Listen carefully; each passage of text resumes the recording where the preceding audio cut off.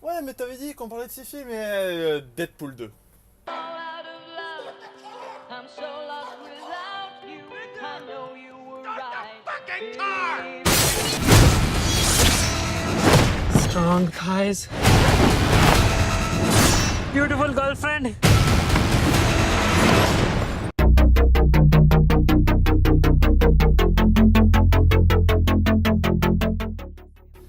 Non, Deadpool 2 n'est pas mieux que Deadpool 1.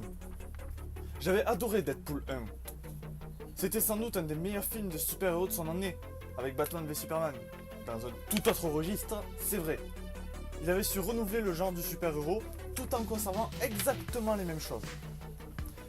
Et l'humour et les brisages de quatrième mur marchaient extrêmement bien. Tandis que là, Deadpool 2... Mais... Déjà, on commence avec l'humour parce que c'est la base de Deadpool qui marche beaucoup moins bien. L'humour est drôle parce que j'ai ri devant ce film, mais c'est quand même beaucoup moins fin et beaucoup trop appuyé. Et la plupart des blagues sont expliquées et ça c'est dommage quand même, parce que beaucoup de blagues marcheraient en elles-mêmes, pas besoin de l'expliquer par derrière. Le plus gros problème de ce film vient quand même de l'histoire, qui est assez simple et manque un peu d'enjeu. Et non, l'explication avec le quatrième mur que Deadpool fait souvent par rapport à l'histoire ne rattrape rien du tout. C'est juste drôle. Après, le coup de la première scène qui se déroule plus tard dans le film et on revient à ce qui s'est passé avant, ça fait vraiment copier-coller du 1 et ça a l'air juste d'être là, fait pour ça.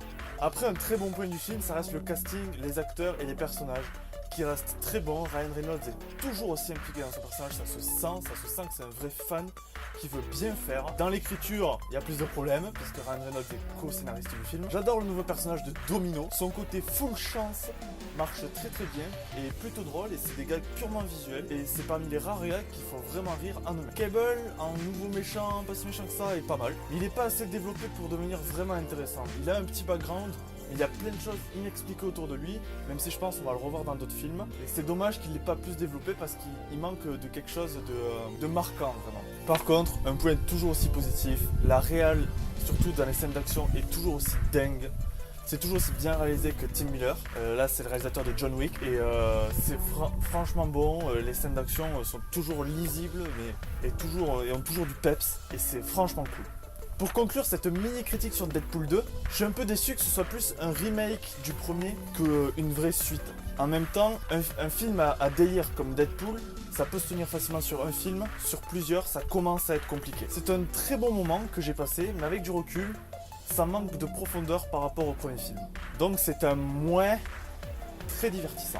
Abonnez-vous, likez, commentez, faites ce que vous voulez, donnez-moi votre avis sur le film, est-ce que vous avez trouvé aussi un peu décevant? Rejoignez-moi sur Facebook et Twitter également pour suivre toute l'actu et moi je vous dis à dimanche prochain pour la vidéo sur Jurassic World. Ciao!